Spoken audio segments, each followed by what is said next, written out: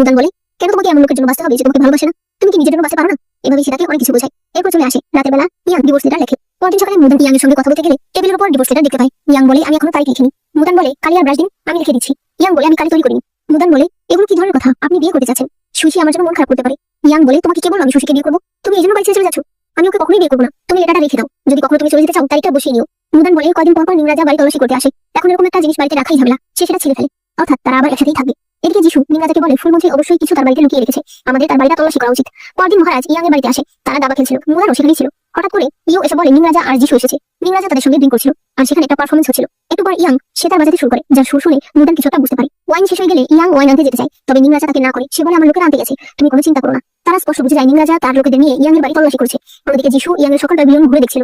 এরপর একটা ঘরে একটা ওয়াল তার কাছে সন্দেহজনক মনে হয়, তাই সে তার লোকেদেরকে সেটা ভাঙতে বলে। সেটা ভাঙা বলে এই খবর নিমরাজার কাছে আসে। এরপর তারা সবাই সেই জায়গা দেখতে যায়। নিমরাজা বলতে থাকে, তুমি একটা সিক্রেট ঘর কেন বানিয়েছো? আমাদেরকে সেটা দেখতেই হবে। তবে ইয়াং তাকে না করছিল, কিন্তু তারপর তার জোর করে সেখানে গিয়ে দেখে সেখানে সব মেয়েদের জিনিসপত্র।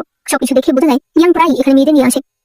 ইয়াং বলে, এই ব্যাপারে কেউ জানে না, আপনারা এটা দেখেছেন, এখন কি শান্তি পেয়েছেন? নিমরাজা বলে, এরকম প্রায় পুরুষরাই করে, এটা নিয়ে তোমার লজ্জা পাওয়ার কিছু নেই। তবে ইয়াং যিশুর উপর প্রচন্ড খেপে যায়। সে বলে, তুমি বারবার চেষ্টা করছো যাতে মুদানের সঙ্গে আমার সম্পর্ক নষ্ট হয়ে যায়। তুমি জানো এগুলো যদি মুদান জানতে পারে ও আমাকে ছেড়ে চলে যাবে। যদি নিমরাজা তোমার শ্বশুর না হতো, আমি কবে তোমার অন্য পাটাও ভেঙে ফেলতাম।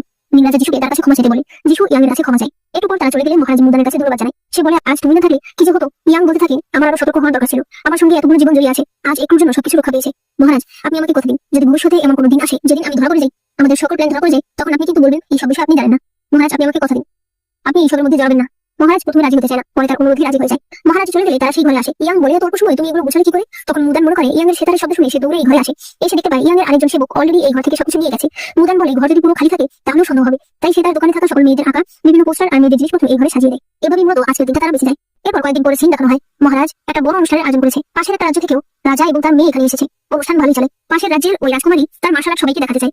এরপরে এই রাজ্যের যে রানী, সে তার সঙ্গে তীর প্রতিযোগিতা করে এবং তীর প্রতিযোগিতায় সে জিতে যায়। ওই রাজকুমারী বলে তার কাছে পিউনি ফুল অনেক ভালো লাগে, তবে যেহেতু এখন শীতকাল এবং চারদিকে বরফ পড়ছে, তাই এখন হয়তো পিউনি ফুল দেখা যাবে না। কিন্তু মুদান বলে যে এখনো পিউনি ফুল দেখা যায়, কিছু রেয়ার পিউনি আছে যেগুলো শীতকালেও ফোটে। সবাই তখন বলে, তাহলে আমরাও দেখতে চাই। মুদান বলে, ঠিক আছে। মুদান তখন একটা তারিখ দেয় আর বলে যে অমুক তারিখে সে সবাইকে পিউনি ফুল দেখাবে। এরপর ওই দিন চলে আসে। সবাই অধীর আগ্রহে ফুল দেখার জন্য বসেছিল। মুদান সেই ফুল সবাইকে দেখায়। সবাই প্রচন্ড খুশি হয়। মহারাজও অনেক খুশি হয়। মহারাজ এরপর মুদানের একটা টাইটেল লিখে দেয় যে মুদান এই রাজ্যের সকল ব্যবসায়ীদের চিফ। এতে মুদান আর বাকিরা সবাই অনেক খুশি হয়। মহারাজ আজ মুদান আর ইয়াংকে প্রাসাদেই থাকতে বলে। এরপরে মহারাজ তার স্ত্রীকে বলছিল ওই রাজা তার কাছে বিয়ে প্রস্তাব জানিয়েছে, তার মেয়েকে সে এখানে বিয়ে দিতে চায়, তোমার কি কোনো আপত্তি আছে? রানী বলে, আপনি রাজা, রাজ্যের ভালোর জন্য আপনার যা করার প্রয়োজন আপনি করবেন, আমার কোনো আপত্তি নেই। তবে এতে রাজার অনেক খারাপ লাগছিল। সে রানীকে বলে, তাহলে তুমি আমার জন্য কাগজ কলম নিয়ে আসো, আমি এখনই আদেশনামা লিখে দেবো।